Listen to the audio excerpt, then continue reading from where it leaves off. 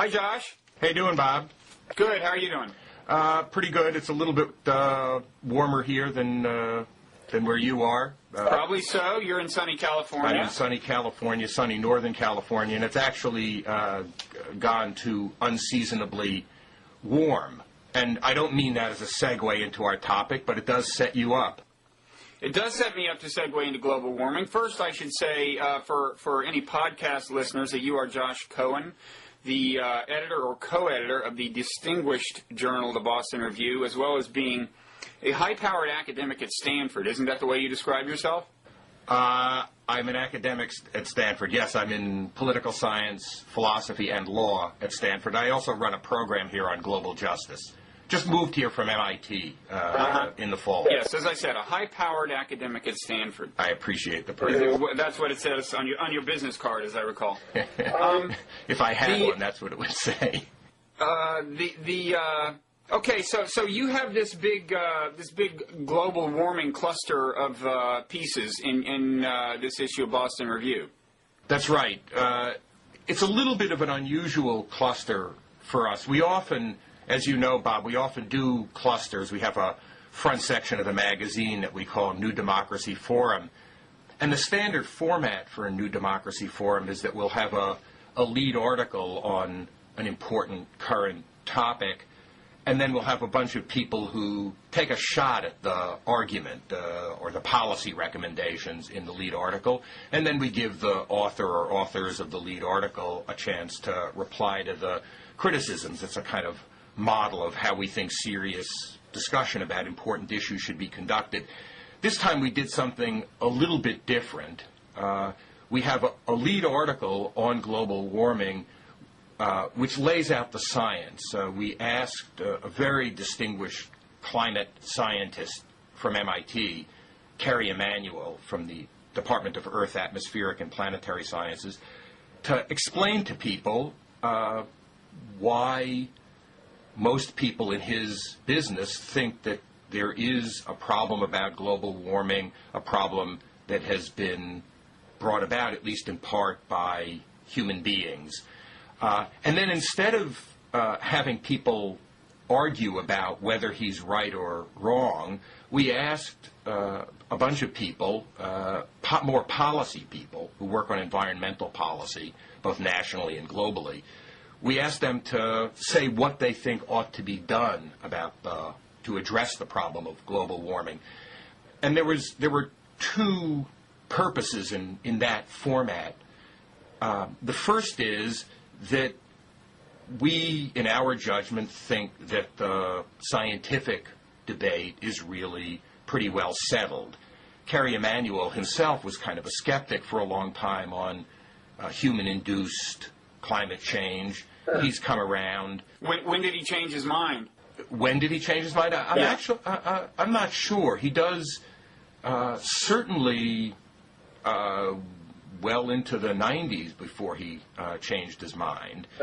His real expertise is on global warming, on hurricanes generally, and he's also written on global warming and hurricanes, and he was listed among Time Magazine's 100 most influential people in the world about a year and a half ago, because he happened to be talking about global warming and hurricanes before Katrina came along, although he didn't think that was a global warming-induced a storm of great magnitude because of global warming. Anyway, we thought there comes a point when it's time to stop arguing about what the science says, and we trusted Carrie Emanuel a lot, and so we asked him to lay out, and he did it in, I think, in a quite brilliant way, what the basis of the science is and what people agree on and what people don't agree on. And then the other thing is that we thought that it's important that there start really to be a focused discussion about what to do about global warming. We mentioned in the same issue of the review, we have a front feature called State of the Nation, where we report some recent public opinion numbers. Very interesting, I think. In 2003, when the American public was asked what do you think are the top 10 environmental problems? Global warming came out number 6. In 2006, same question asked, global warming came out number 1. 2003, what percentage of the population thought that global warming was the top problem? About 10%. 2006, what percentage thought it's the top problem? About 35%.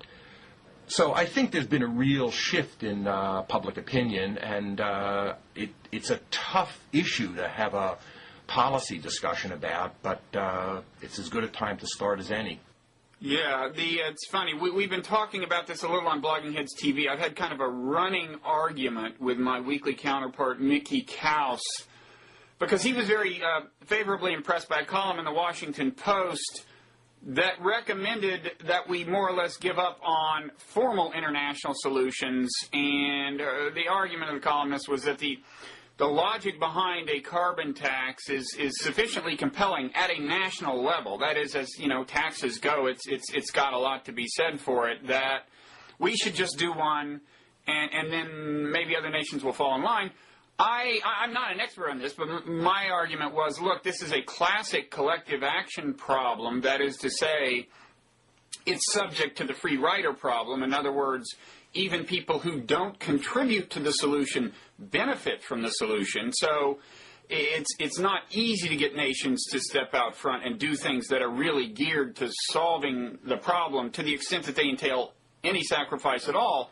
So I was thinking, you know, like your basic lefty, you would need some sort of international framework. Well, whatever the flaws of Kyoto, probably, if the problem is as urgent as some people are saying, you want to do something in a multilateral framework. I'm just curious. I mean, I haven't read all the pieces in your issue, and there are a lot of them.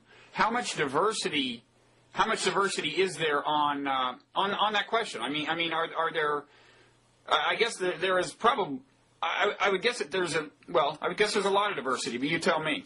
Yeah, there's some diversity on this. I think that one of the pieces, a piece by Bill Mumaw, who was participated, he's at Tufts, and he participated in 4 of the previous IPCC report processes, and former colleague from MIT, Judy Laser, who's in the Department of Urban Studies and Planning, they wrote a piece together in which they emphasized some issues about conservation in the United States, and they talked about how you could really do a lot if people, say, reduced the amount that they drive by just a few percentage points in terms of miles each year, that you could really reduce carbon emissions substantially in the United States. And that's something that you could do unilaterally. I've heard there's something even about tire inflation that, I forget, I guess you're supposed to inflate your tires more than the average tire is inflated or something, and that would even have a significant impact. I don't know how significant the impact would be. This is one of these things where there are a lot of things that put carbon into the atmosphere, and we're doing one of them right now, namely living and breathing. And I think getting quantities, quantitizing the issue, talking about amounts is very important. But I think there's one thing which is about international collaboration, but it isn't really a Kyoto framework issue. But it's something that comes up partly in an article that a colleague here from Stanford, David Victor, wrote with a Stanford student, Danny Cullenward.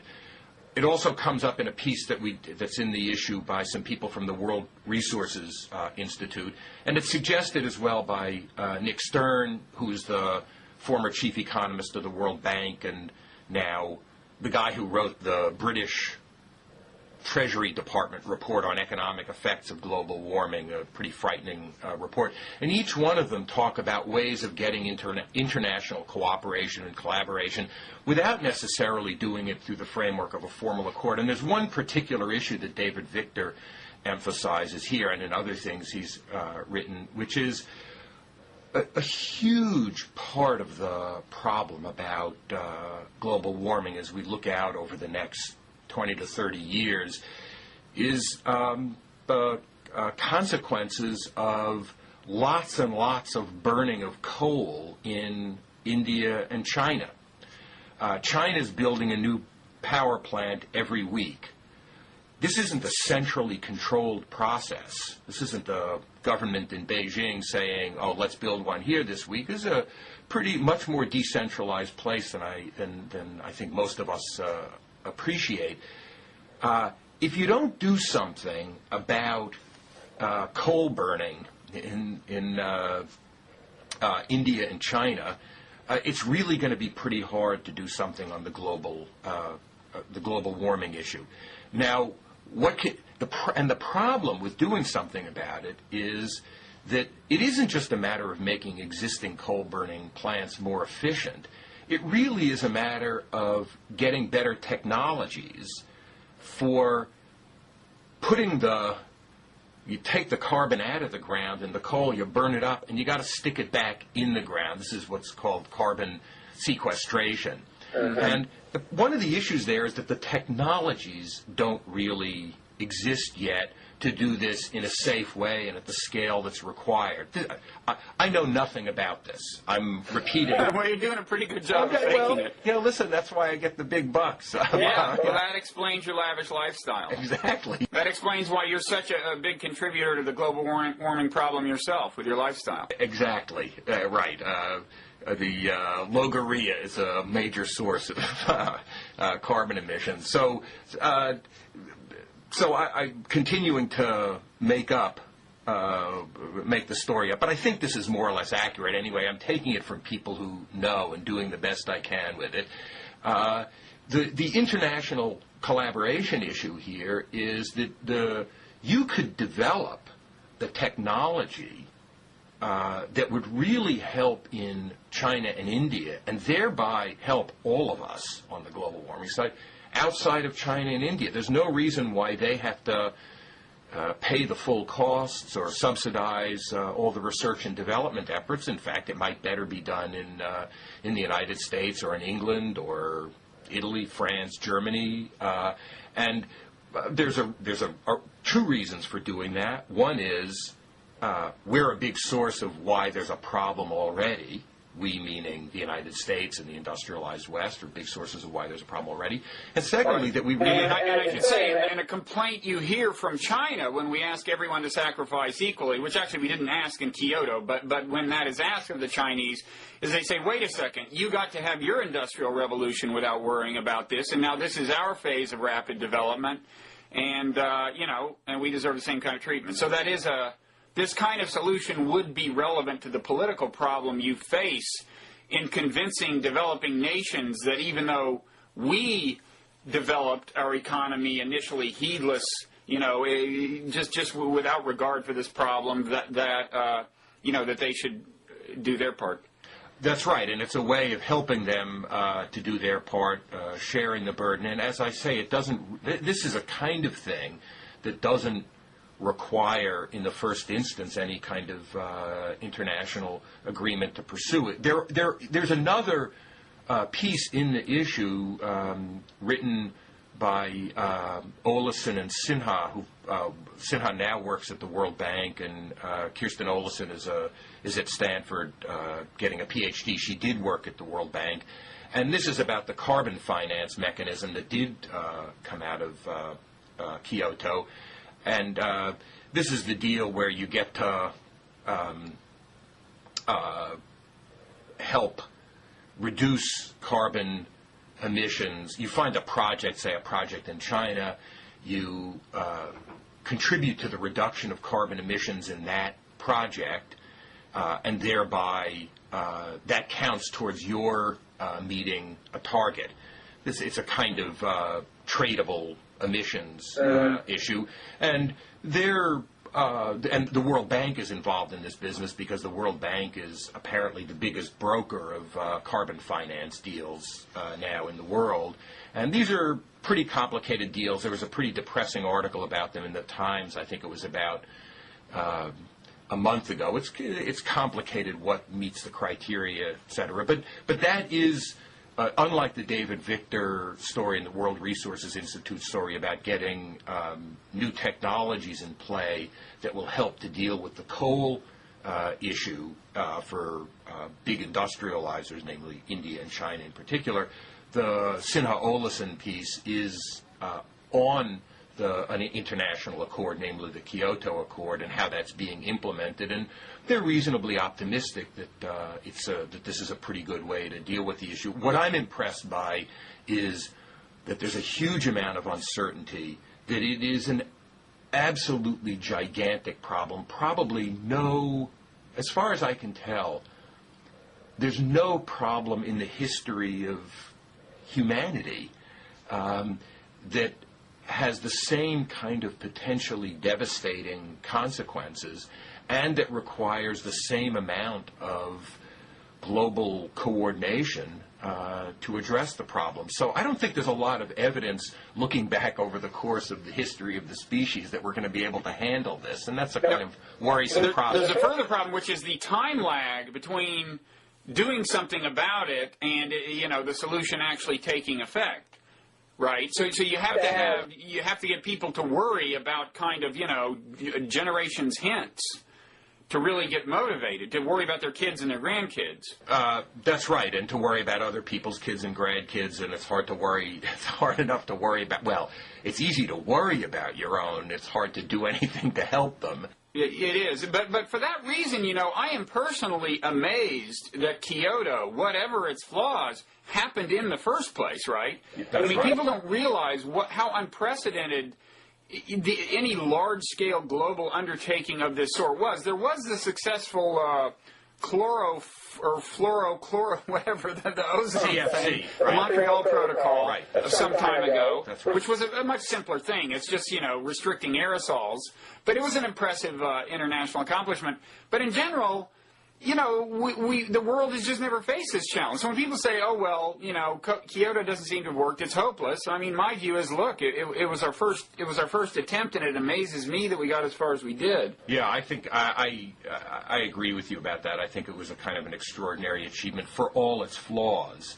And instead of thinking that the principal lesson of Kyoto is it's hopeless, let's try doing something different that doesn't involve international accords, I think there's probably some things to be learned from the troubles in Kyoto. But as I say, I think this is an issue where my impression as really a kind of lay participant in the discussion, a consumer of some of the literature rather than in any sense a producer of it, is that this is a problem that's unprecedented, surrounded by huge amounts of uncertainty, is going to require unprecedented amounts of and levels and types of coordination of a political kind, of a technological kind, and we're really a little behind or maybe more than a little behind the curve already, and the time has come to get moving on it. And that's why, as I said before, we decided that when we were doing this in this forum in Boston Review, what we were going to do was publish a manual article on the science and then move on to a discussion about policy. Now, there is one interesting thing that I've discovered. This is by looking on the web and in the blogosphere at who's been reading and referring to the manual article and the other pieces in the debate. And I found something that was very striking and, to my mind, slightly disturbing on the policy discussion. So Kerry Emanuel's article has been very well received, lots of people referring to it, and a lot of people describing it, I think rightly, as the single best statement that they had read of the scientific issues. It's not an easy article, but it takes the reader seriously, it takes the problem seriously, it lays things out, and it's a very good, if demanding read. Okay, then we had these policy pieces. Now, the policy pieces are not by slouches. One of the pieces, as I said before, was by Nicholas Stern, who was chief economist of the World Bank, was the author of the British report on the economic effects of global warming, was a very distinguished economist. When I looked at discussions on the web and in the blogosphere, tracking things informally but not casually, what I found was that there was almost no discussion mention reference to the pieces about what to do. All the discussion was about Kerry Emanuel's piece. So our effort to contribute to a kind of shift in the discussion from is this real to a kind of, if I can put it this way, post-inconvenient truth discussion of what to do about it. I'm not so sure that we have yet we've yet succeeded on that. Okay, well, I figured out what I'm going to call this last on our topic, on our little table of contents on this dialogue. The last few minutes are going to be called How Bloggers Have Contributed to Global Warming. And that will get their attention and will begin a solution to the problem. And so now that we solved that one, we should move on to another dawning problem, Iraq. Now, I've never asked you this, but I would assume you were the type of person who was actually opposed to the war before it started. Am I right or am I wrong? Oh, no, I was opposed. In fact, a little story. Back in February 2003, I got some email from friends overseas, one from Brazil and one from Belgium, and they said, what's going on in the United States? Where are American intellectuals on the issue of Iraq? And I thought, that's a pretty good question, because there was kind of silence, or anyway, not a very loud opposition. So I got put together a statement, and in a few days raised the $55,000 or $60,000 that was required to fund putting it into the New York Times. And then we put the statement on a website and sent out about 100 or 150 emails saying, here's the statement. It was very short. In fact, I think I have it here. I'm looking around, and I'm not looking around. We'll take your word for it. Yeah. Anyway, Anyway, I got to say, I'm a little offended that I wasn't asked to sign it, Josh. Yeah. Well, this was new politics. It was distributed circulation. Sent out these emails and said, sign this thing, go to the website and sign this thing, and distribute this email. In 60 hours, we had 14,000 signatures. Well, that's pretty small typeface on the New York Times. We were only able to get a few hundred of the, even in small typeface, we were only able to get a few hundred. But it did say in the ad that 14,000 American intellectuals had signed this thing. And it said, in essence, this is a war of choice, not a war of necessity. Don't do it. I personally, I have to say, I'm kind of proud of having been an opponent and also of the substance of the statement, which seems to me to have stood well the test of time. But don't you feel you should be getting a little more credit for this? I mean, do you, like, when you turn on the TV and see Bill Kristol there, don't you say to yourself, wait a second, why am I not on TV? I mean, he's demonstrably wrong. He's demonstrably wrong, and I don't know why he gets on TV. Maybe he gets on TV because there's a kind of curiosity factor, which is that he's so demonstrably wrong, and yet he doesn't acknowledge that he's demonstrably wrong. But then I suppose he's in the let's bomb Iran crowd now. No, I think it's the thing about the Iraq war, though, was, oddly, one of the I wasn't very sympathetic to the idea in the first place, needless to say. Sounds like it. But one of the things that really convinced me that this was a terrible idea was that I read Ken Pollack's book. Now that persuaded me. I didn't read it, but most people who read it came out saying, yeah, we should probably do this war. Did you have a different reaction? Well, I had That was an extremely influential book. I know. Precisely because it didn't come from someone known as a right-winger. That's right. What was your reaction to the book? Well, I knew Ken. He had been a PhD student at MIT, probably had taken a course from me. Very good guy, sharp guy, knew a lot.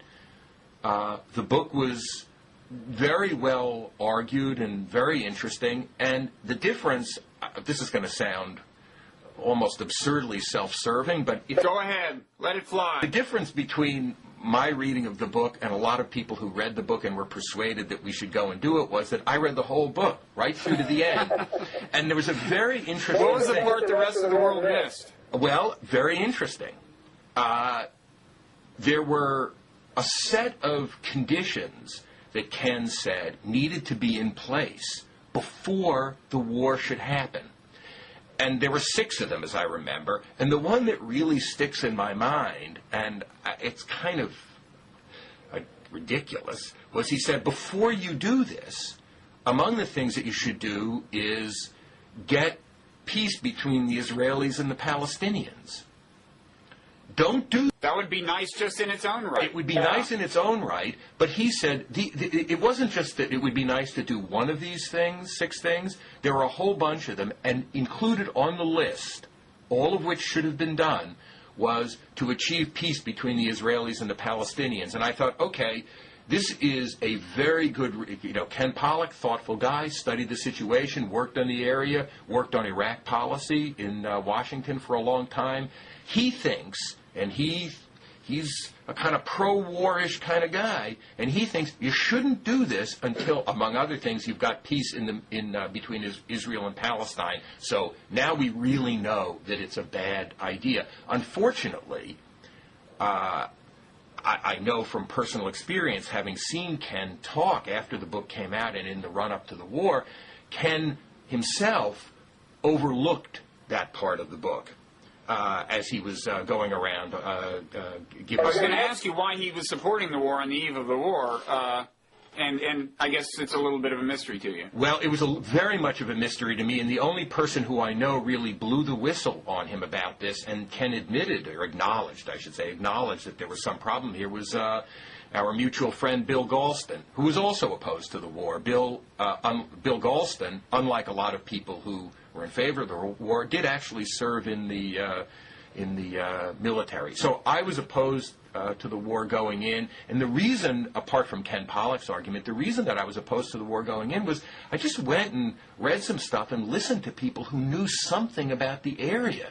And I have to say, there is absolutely not a single thing that's happened between the time of the invasion and now, which should come as a surprise to anybody who was paying any attention to people who actually knew something. What do you think is the single most overlooked fact about the situation there as we invaded? There had been a little discussion of the fact that there was, a certain amount of latent faction, sectarian tension in Iraq potentially. In other words, there were Sunnis and there were Shiites and there were Kurds. But what do you think was the biggest overlooked kind of geopolitical fact or whatever kind of fact? That's a tough one because I think a lot of the difficulties were anticipated. I think one of the things that got some discussion, but that probably didn't get enough discussion, although it's sure getting a lot of discussion now, is that you got a country, it's next to Iran, it has a Shia majority, a lot of the political leadership that will come back into the country is now in exile in Iran, and what you're doing is invading the country, you get rid of the political leadership, you're probably handing this country over to Iran. And it may be, this may be giving greater credit for a kind of malign foresight than this crowd deserves, but it may be that they knew that this was going to happen all along and that the invasion of Iraq was really all part of a master design for getting into a tussle with Iran. But I don't really quite believe that. Well, I actually think, first of all, I think in a different sense it was not quite explicit, but kind of in some of the texts. I think pieces in the Washington Monthly by Josh Marshall maybe talked about this. Certainly a piece in the New Yorker, I believe, by Nick Lemon. But the idea was it wasn't that you were going to, it was going to become the war was going to go so badly that it was going to be a pretext for war with Iran. But the idea was fairly clear that this was going to be a military platform from which we were going to project force and very forcefully menace places like Syria and Iran, and if they didn't buckle under and submit to our will, there was going to be trouble.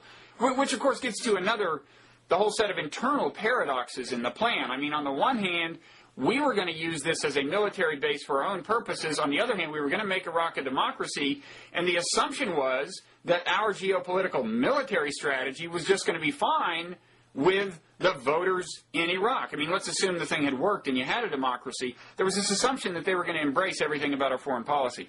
But I think one of the most striking conversations that I had after the war was there was a very nice guy who was, when I was formerly at MIT in the political science department, there was a very nice guy who was visiting at MIT for 2 years.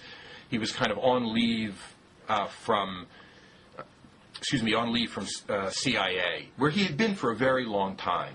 He was a very interesting, decent guy. And so there was some point when I asked him, is there some kind of emerging intelligence scandal where people say that the Sunni insurgency was fully anticipated by analysts in the run-up to the war, and that the intelligence just wasn't paid any attention to?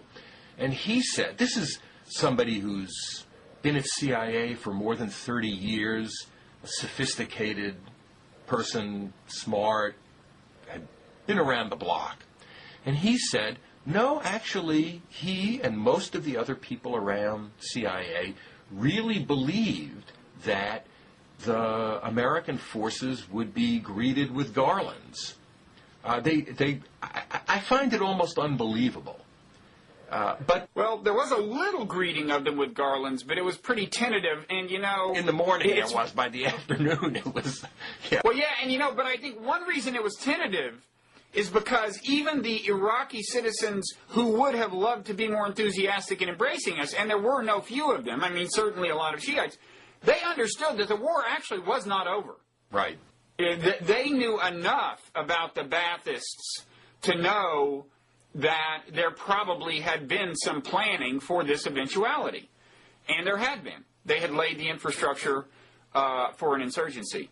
I think also there was much more of my sense, again, from there's a very long piece by a young journalist named Nir Rosen that we did in Boston Review. He's written a couple of things for us. He's also written for the New Yorker. And he's very good. He's terrific. And he did by far the longest piece we've ever done. And his story is that really almost from day one, there was a kind of, pardon my language here, sectarianization of the country that we've had worse language than that on Blogging Heads. Don't worry. Sectarianization is okay. Too many syllables for a good word. But things got pretty sectarian pretty quickly, and that there really was a kind of social political vacuum that was quickly occupied by the mosques. And he's somebody who's followed Muqtada al-Sadr from early on in the game, and who's Nir has believed almost from the beginning that this place was degenerating into a civil war. So I think partly there was some on-the-ground knowledge that the war wasn't over, but also there was a sense that this was a place where you didn't really know what was going to happen next, and so there was a lot of people clustering together with people who they knew that they could have some kind of trust in, and according to Nir, that really happened very, very quickly after the invasion. Okay. Now, I guess I can infer from your position on the Iraq War, even before the Iraq War, that you're not enthusiastic about invading Iran. Well, I'm pretty unenthusiastic. I think that's safe to say. I'm very unenthusiastic about invading Iran. I don't think that the scheme that the Bush people have in mind is a ground invasion. I think that they're really thinking about some kind of air attacks. That's the way it's been described really since the Cy Hirsch pieces in the New Yorker. I think that was about more than 2 years ago. There are darker, more cynical scenarios out there than the one you're painting. But anyway, I'm glad to hear you don't think a ground invasion is in. I mean, there are people who think that we want to be provoked. I mean, to the extent, it depends on whether you're talking about the nuclear issue or this issue of interdicting any support that is coming out of Iran for, insurgents or for Shiite troublemakers or whatever. Because if it's the latter, then that gets you involved in these ground combat that can, lead in slippery slope fashion to war. But anyway, go ahead with your relatively optimistic scenario of a mere bombing campaign. The problem with the relatively optimistic scenario is that I read pretty carefully one analysis of what it would take to use precision-guided munitions against Iranian nuclear weapons sites, the sites that you would have to go after if you really wanted to disable their capacity to develop nuclear weapons. And the problem is that really to take out those 3 sites could end up you could end up with a lot of hydrofluoride gas in the atmosphere in places where there are like 4 or 5 million people who live. So it really could be an absolutely unbelievable human disaster to do it. So it could be really terrible. Even if it weren't terrible in that way, I think you can say to a very high degree of uncertainty that it would provoke a real political shitstorm. And in addition to everything else, for a bunch of tough guys, the crowd in Washington is really looking like the gang that couldn't shoot straight. So, I don't really have high confidence in their ability to carry off a mission of this kind, which would potentially produce a human nightmare, and even in the best of circumstances would produce a real political disaster. So So you're saying that it's by virtue of bombing stuff that contains a lot of nuclear material that you could wind up killing a lot of people in the area. Is that it? Absolutely, that's right. Yeah. There are 3 sites that you'd go after, and one of the sites, Isfahan, the site near Isfahan, the city of Isfahan has about 4.5 or 5 million people. One of the 3 sites that you would really need to go after in order to disable their capabilities is near Isfahan, and that's the site where you would end up with a lot of very, very bad poison gas in the atmosphere. It would really, really be a... Okay. I want to ask you about another piece or two in this issue of the Boston Review, but first, just quickly, do you have a favorite presidential candidate? I don't have a favorite presidential candidate yet, and the reason that I don't have one is that one of the things that I've learned from watching the Bush administration, I have new respect for the office of the presidency because I see just how much damage a bad guy can do. I was always kind of tended to be one of these Tweedledee, Tweedledum type of guys, and, Bush won, Dukakis. I wasn't, of course, I said... What's the difference? What's the difference? I didn't really, I didn't really believe that, to my credit. I say in retrospect about Bush and Gore, and in retrospect, that seems absolutely right to me. Boy, could that have made a difference after 9/11, but anyway. Yeah, well, I'm not sure, but I think it probably would have on the Iraq War. But just briefly, focusing on a different angle on the long-term problem of terrorism, which is to say building some international structures, such as arms control regimes, such as, with particular focus on biological weapons and so on. There's all kinds of multilateral things you could do about the long-term threat of terrorism, and Bush has basically avoided them. But anyway, that's right. That's a digression. Go ahead and... Having somebody who doesn't think that the worst thing that you can say about some policy is that it's multilateral, that would probably help on a lot of things. So I'd like to look more closely. I do have some concern about Hillary Clinton. I really feel like this is a person who's obviously enormously intelligent and enormously talented and has very deep support among a segment of the population. But Hillary Clinton gets elected, and on day one, she's going to have somewhere between 36 and 42% of the population who not only don't like her, but who really intensely dislike her. That kind of person, that kind of politics. And I kind of feel this is something that I think Obama has been playing on already.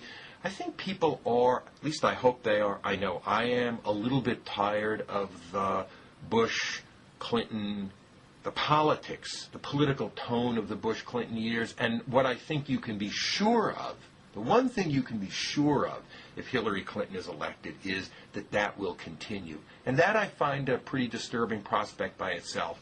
The other thing that I'd say about Hillary Clinton is, at some point, she does really have to own up to the fact that political conditions in 1993 for health care reform were very, very propitious.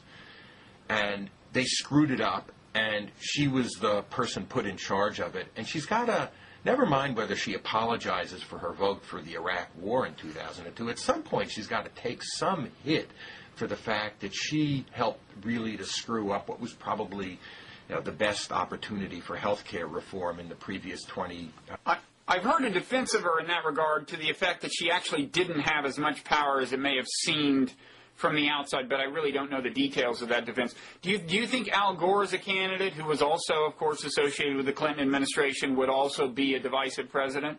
I'm not so sure about that, although I think it could be that after Al Gore made a half dozen speeches or so, that it would the well springs of opposition would grow. There would be a kind of reminder of the political world that he'd been operating in. I think Al Gore has been an enormously successful figure since he lost. I think Inconvenient Truth was a terrific thing that's really helped to tip the balance on the global warming issue. I think he should continue to do things like that. I don't think I believe that. I guess I'm of the Gore Hillary Clinton generation, but I also kind of agree with Obama that it wouldn't be a bad thing if we had somebody elected who wasn't part of that. Well, yeah. I mean, one virtue of Obama is it also makes a statement to the world that we're really trying to rebrand America here. I mean, he's not even white. I mean, we're really, we're really trying to put forward a new face. And I'm not only joking. I mean, I think after having re-elected Bush, which just astonishes a lot of people abroad, although, well, we could get into that. But I think there may be an argument for saying, look, we see the error of our ways, and this is how radical our reform is. I think it would be a good thing. I think Edwards, I think, has been looking pretty good, and I don't mean appearance-wise. I think he's taken a strong position on the health care issue, which is bound to be the most important domestic issue. But there really are three big issues. There's Iraq, there's health care, and there's climate change.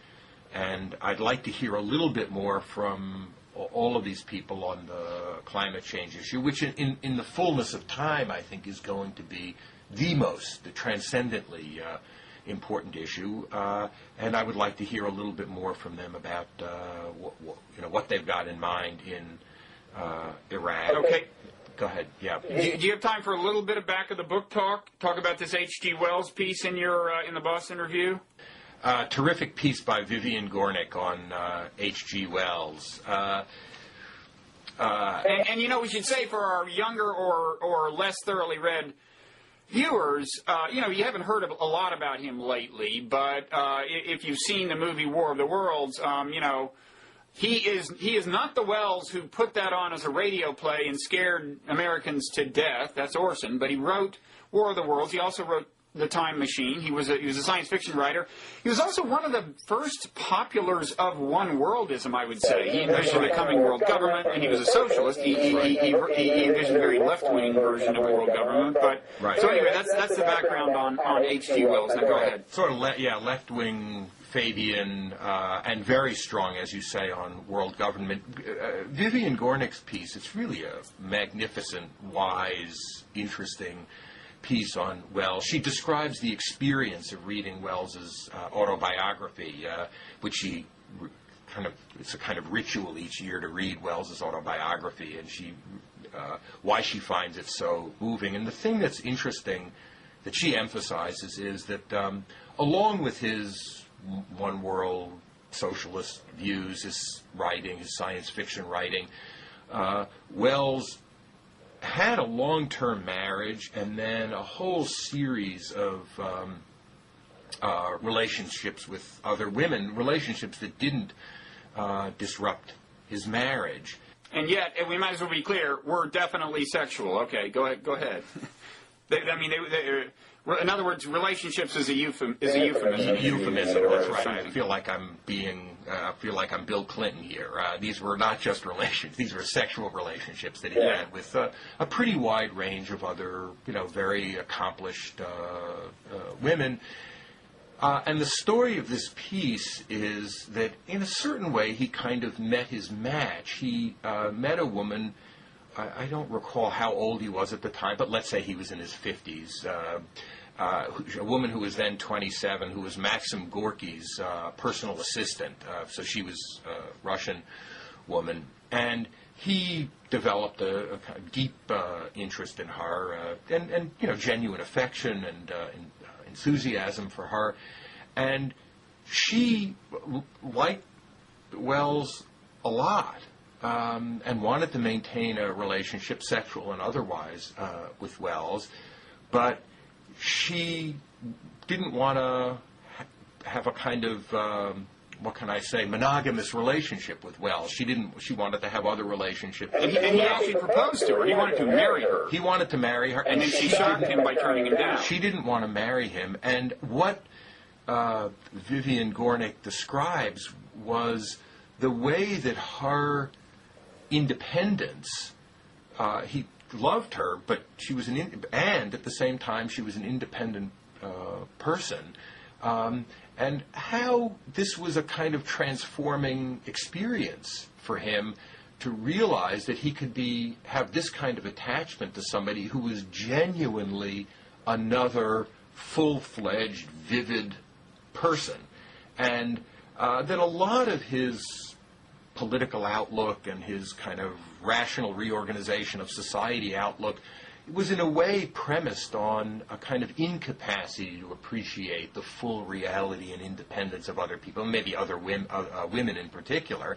And so this was a relationship that had a kind of transformative impact, at least on Wells's emotional life and intellectual outlook, although this was at a late in his life, and it wasn't as if his political views radically changed at that point.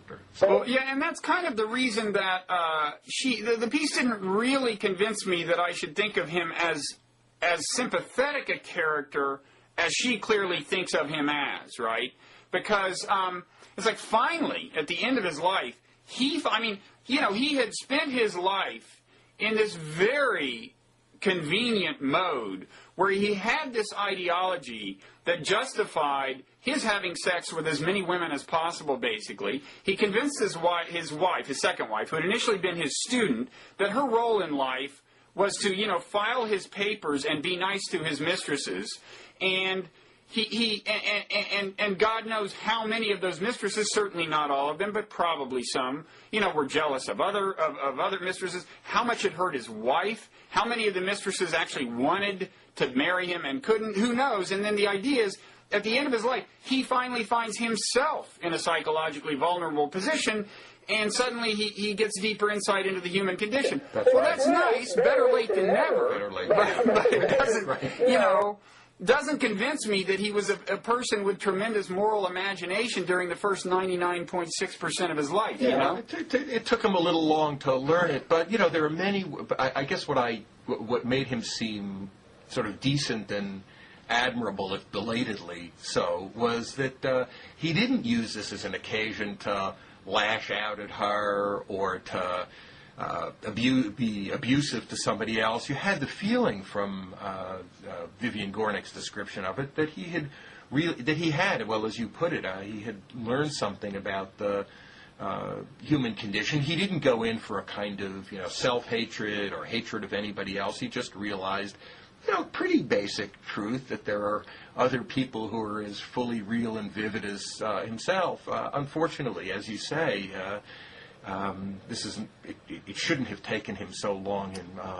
Well, it reminds me of the Flannery O'Connor short story, A Good Man is Hard to Find, where there's this woman, I think their grandmother or something, who's been a total pain in the ass her whole life. She's just bitches. And then they get, it's this very, shocking ending where this truly bad human being with a gun takes the family over to the side of the road and ultimately kills them. But when he's when he's pointing a gun at her, she's doing everything she can to avoid dying, and appeals and says truly kind of sensitive things that should appeal to him. And there's this very vulnerable side of her that comes out, and he says, you'd have been a good person if you had had a gun pointed to your head your whole life. And we're all like that to some extent. But, in other words, that's actually a deep comment on the human condition. We all go through much of our lives in a very insensitive mode because our self-interest is not tied to being more sensitive. But at the same time, human nature makes it harder to warm up to people, who have had just less sensitivity through most of their lives, as Wells seems to have had. It's tough to learn, and he seemed to have learned. I was reminded as I read it and listening to you speak of a story. I think this is an apocryphal story, but never mind. It's a good story. I think it's relevant to this. It's a story about the British philosopher Bradley. And the apocryphal story is that, this was a guy who's a kind of member of the British Hegelian school, has a whole kind of metaphysical system of the world.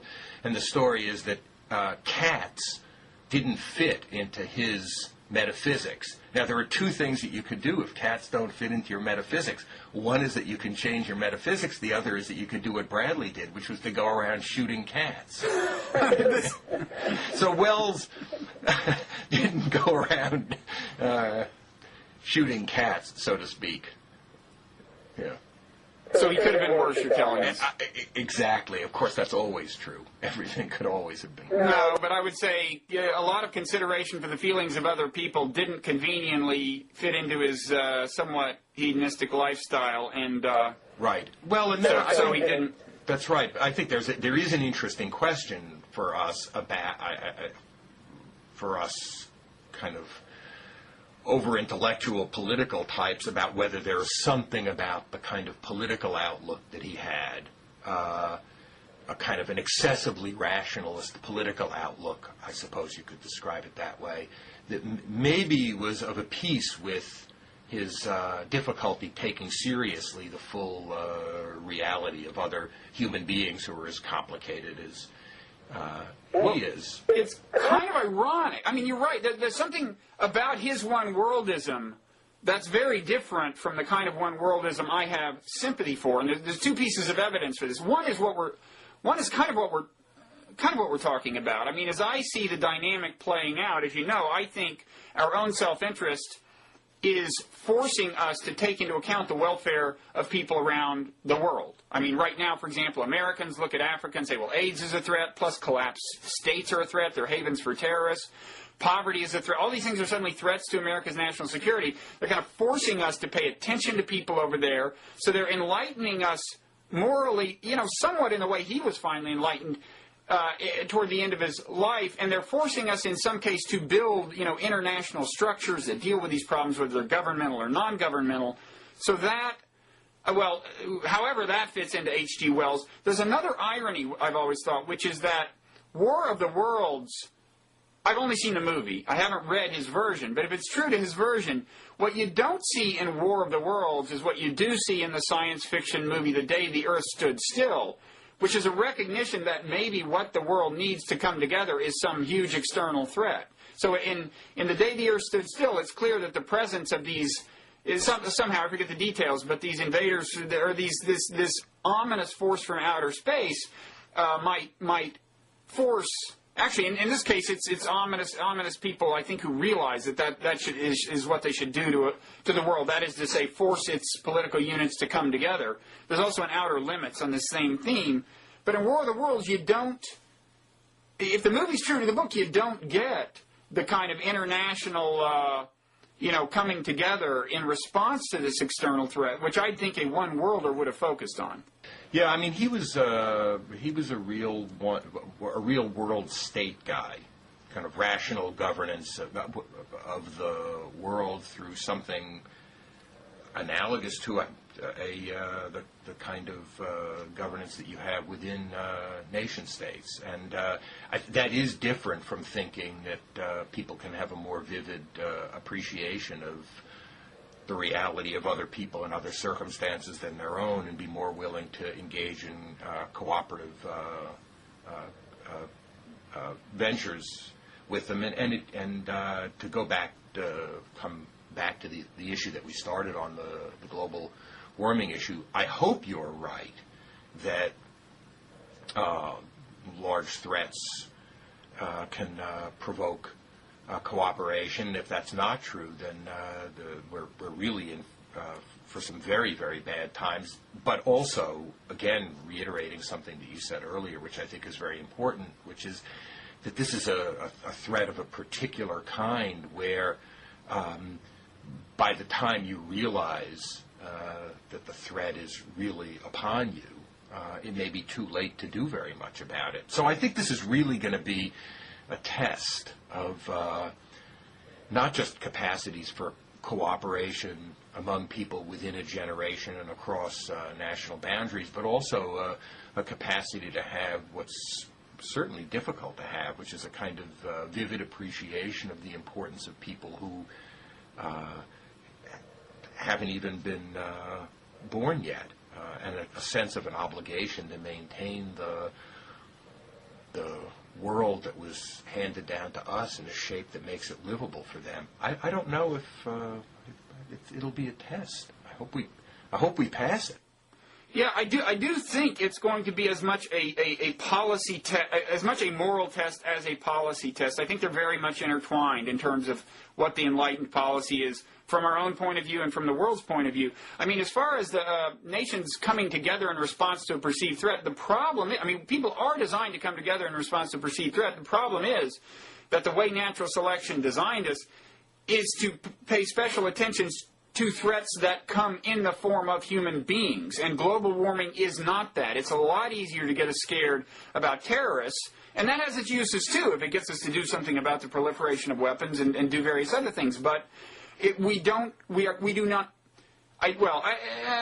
actually data both ways, but the intuition would be that we do not respond as decisively to non-human threats, and that's my concern. We've already kept you a lot longer than you said you had time for, Josh. We should. Did you have anything else to say on that, by the way? Before I was going to quickly plug this madrasa piece, which I thought was good in this issue of the review. But do you have anything else to say on that? No. I happily have a plug for the inside the madrasa piece. I think it's your selfishness. You'd much rather spend time selfishly than thinking about the fate of humankind. I see. That's right. Abraham Musa, professor at Duke, spent ages 18 to 24, 6 years. He spent in madrasas in India. He was growing up in South Africa, Islamic, felt a kind of challenge to his religious convictions as a 16-year-old. This is the story that he tells. And he ended up going when he was 18 to India and spending time in several different madrasas, including one of the Deoband madrasas, which is the more kind of orthodox, fundamentalist, traditionalist madrasa that sometimes the Bin Laden, Al-Qaeda form of Islam is associated with. I don't say fairly or unfairly, but it has been. And it's a story by this guy about how he moved through that world and eventually came out of it, although came out of it, very interestingly, he says towards the end of the article that if he had it to do all over, 18 again, and he's got a choice between going into a madrasa and going to the university, that he would have gone to the madrasa. I wish he had said a little bit more about that. It was an intriguing comment, because eventually he felt very unsatisfied with the madrasa education that he was getting. But I guess my sense was that he was saying that because he did find maybe three things from the madrasa education. The first was that it was a kind of pervasively ethical education. That there really was direct engagement with how to live your life, and sometimes maybe in a narrowly straitjacketed framework, but nevertheless direct engagement with it rather than evasion of hard issues about how to live.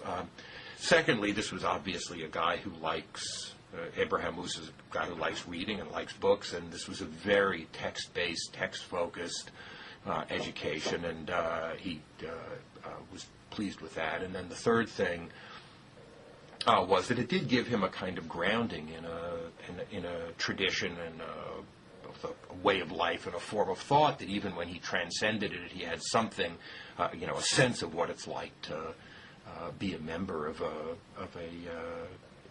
a tradition. I think readers of the piece, it's a very unusual piece. I don't know of anything else that's like it, of somebody who is no longer part of that world, but who is very deeply a part of it, and who can describe in a very human and interesting way what it was like to be inside that world for a pretty long period of time, as I say, for 6 years. Yeah, and it drove home, I mean, he was at several different madrasas. It drove home, first of all, the diversity among madrasas. Absolutely right.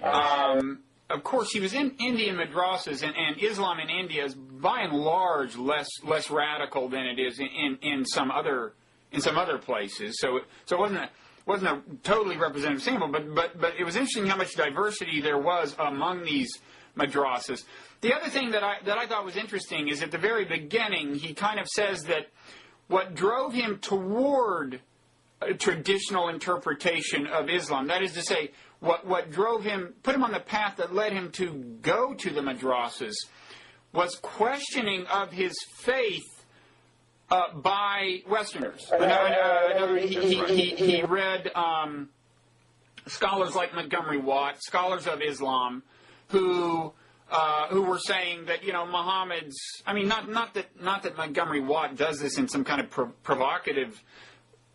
Intentionally provocative way, but he's a scholar, and like most secular scholars of religious history in general, he does not assume that there was an actual divine revelation to Muhammad, and he talks about the influences on Muhammad thought from on the ground in terms of existing Christian or Jewish thought in the area, and this prospect, this questioning of the validity of Muhammad's divine revelation, is what put him drove him more deeply into a traditional framework, and it's just kind of something.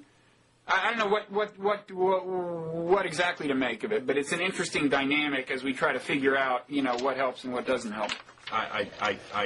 That's a theme throughout the piece, and I think it's a very. It seemed like a very important one. There was a kind of this, both early on in his time there, and then his sense of what's produced a kind of radicalization in the madrasas was this sense of disrespect, disregard, antipathy from the outside, challenge from the outside, that instead of that making people think harder or being experienced as a kind of challenge, it's been experienced as a rationale for, or as a pressure to, how to describe it, circle the wagons. A very understandable form of human reaction, for better or worse, but still understandable. I really should, as much as I would like to continue. You've earned your leave of absence. We've gone over an hour. Thanks very much, Bob. My pleasure, Josh. See you around. Okay, bye-bye.